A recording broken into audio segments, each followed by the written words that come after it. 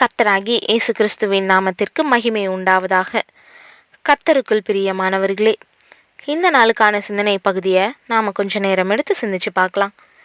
நான் இந்த குடும்பத்தில் போய் பிறந்துட்டேனே, இவ எனக்கு மனைவியாக வந்துட்டாலே, இப்படி ஒரு பிள்ளைங்க நமக்கு பிறந்துருச்சேன்ட்டு டெய்லியும் புலம்புறவங்க ஏராளம் பேர். நான் இன்னும் கொஞ்சம் நல்ல நிறமாக உயரமாக அழகாக இருந்திருந்தால் நல்லா இருந்திருக்கும்னு நினைக்கிறவங்க தான் அதிகம். இன்னும் ஒரு சிலர் என்னை சுற்றிலையும் இருக்கிறவங்க எல்லாம் ரொம்ப மோசமான மனுஷங்க தான், இவங்கக்கிட்ட போய் தேவன் என்னை வச்சிட்டாரேன்னு அடிக்கடி வருத்தப்படுறது உண்டு. இப்போ இருக்கக்கூடிய சூழ்நிலைகள் எல்லாம் எதிரானதுன்னும், சுற்றி இருக்கக்கூடிய எந்த மனுஷங்களும் சரியானவங்க இல்லைன்னும், நான் வாழ தகுதியே இல்லாத இடம் இதுன்னு நினச்சி டெய்லி மனதளவில் போராடிட்டு இருக்கவங்க இன்னைக்கு நேரம் எடுத்து சிந்திக்கிறதுக்காக தான் இந்த நாள் சிந்தனை பகுதி. ஒரு நாள் ஒரு சின்ன பொண்ணு ஒரு தோட்டத்துக்கு போயிருந்தா. அங்கே ஒரு அழகான பூவை பார்த்தா. அதோடைய அழகில் மயங்கி போனான். ஆனால் அந்த பூச்செடியோடைய அடிபாகத்தை பார்த்தவ, என்ன இது, சாணமும் சகதியும் நிறைஞ்ச இடத்துல இந்த செடியை வச்சிருக்கிறாங்களே, என்ன அழகான பூ இது, இந்த நாற்றம் எடுத்து அசிங்கமான இடத்துலையா இருக்கிறது.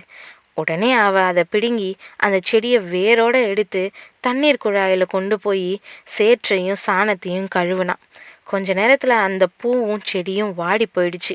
அப்போ அங்கே வந்த தோட்டக்காரன் அவளுடைய கையில் இருந்த பூச்செடியை பார்த்து பதறி போயிட்டான். அந்த பொண்ணுக்கிட்ட கொஞ்சம் வருத்தத்தோடு கடிஞ்சிக்கிட்டான். என் தோட்டத்திலேயே இந்த பூச்செடி தான் ரொம்ப அழகானது, இதை இப்படி பிடுங்கி அழிச்சிட்டியே அப்படின்னு சொன்னான். அதுக்கு அந்த பொண்ணு, அது சகதியிலையும் நாற்றமெடுத்த சாணத்துலேயும் இருக்குதேன்னு தான் அதை பிடுங்கி கழுவி வேற இடத்துல நட்டு வைக்க முயற்சி செஞ்சேன்னு சொன்னான். அதுக்கு தோட்டக்காரன், அந்த பூச்செடிக்கு நான் தான் அந்த இடத்த தேர்ந்தெடுத்தேன், சாணத்தை வச்சதும் நான் தான். இப்படியாப்பட்ட செடி எந்த மாதிரி இடத்துல, எந்த நிலத்துல, எந்த சூழ்நிலையில் வச்சா நல்லா வளரும், நல்ல பூக்களை கொடுக்கும்னு எனக்கு தெரியும். எந்த செடி எங்கே வச்சா நல்லதுன்றத நான் அறிவேன். அர்த்தம் இல்லாமல் நோக்கம் இல்லாமல் இப்படி செய்ய மாட்டேன்னு சொன்னான். ஆம் பிரியமானவர்களே, சில சமயம் சிலர் தங்களுடைய நிலையை குறித்து குறைகள் கூறி முணுமுணுக்கிறாங்க. கர்த்தர் நம்மளை ஒரு நோக்கத்தோட ஒவ்வொரு இடத்துலையும் வச்சிருக்கிறாரு. ஒருவேளை அது உனக்கு பிடிக்காத இடமா இருக்கலாம், திருப்தி இல்லாத இடமாவும் இருக்கலாம், இல்லை உனக்கு இஷ்டம் இல்லாத இடமா இருக்கலாம். ஆனால் உன்னுடைய நிலைமை எதுவாக இருந்தாலும் எல்லாம் நன்மைக்காக தான். தேவனுடைய சித்தத்துக்கு நம்மளை ஒப்பு கொடுக்கும்போது நம்மளுடைய வாழ்க்கையில் அந்த பூச்செடியை போல் அழகான மலர்களை தேவனுக்குன்னு கொடுக்க முடியுன்றதை நாம் உணரணும்.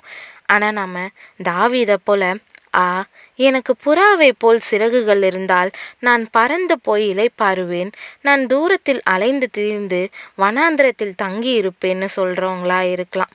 நம்மளுடைய குடும்பத்தில் இருக்கிறவங்களும் நம்மளை சுற்றி இருக்கிறவங்களும் ரொம்ப அதிகமான பாரத்தை கொண்டு வர்றவங்களாகவும் இருக்கலாம். ஆனால் தேவனுடைய சித்தம் என்னன்னு நாம் நிதானிக்கணும். அவர் எப்போ எதை செஞ்சாலும் நேர்த்தியாகவே செய்வார். அவருடைய திட்டங்கள் அருமையானவைகள். ஆரம்பத்தில் அதை புரிஞ்சு கொள்வது நமக்கு கடினமாக இருக்கலாம். ஆனால் பல அனுபவங்களை வேதத்தின் வாயிலாக தேவன் நமக்கு கற்றுக் கொடுத்துருக்கிறாரு. யோசேப்பினுடைய வாழ்க்கையின் ஆரம்பம் ரொம்ப கொடிதாக இருந்துச்சு. அவனை சுற்றி இருந்த ஒருத்தர் கூட அவனை புரிஞ்சு கொள்ளவோ இல்லை அவனுக்கு ஏற்ற விதமாகவோ நடந்து கொள்ளலை. ஆனால் அவன் முறுமுறுக்காமல் தேவனுடைய சித்தத்துக்கு ஒப்பு கொடுத்தான்.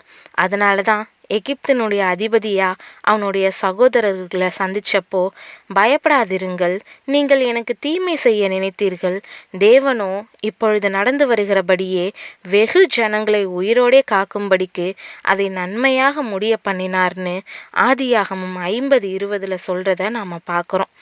உலகத்தில் நாம் இருக்கிற இடமோ இல்லை நம்மளை சுற்றி இருக்கிற எந்த மனுஷனோ நமக்கு எப்பயுமே பிரச்சனையாக பார்க்கக்கூடாது.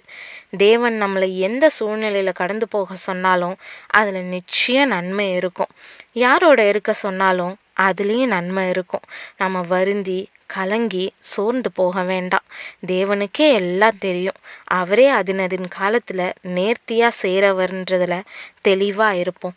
அவருடைய நன்மை விளங்க நம்மளை ஒப்பு கொடுப்போம். தேவன் தாமே கிருபையும் தயையும் செய்வாராக. ஆமீன்.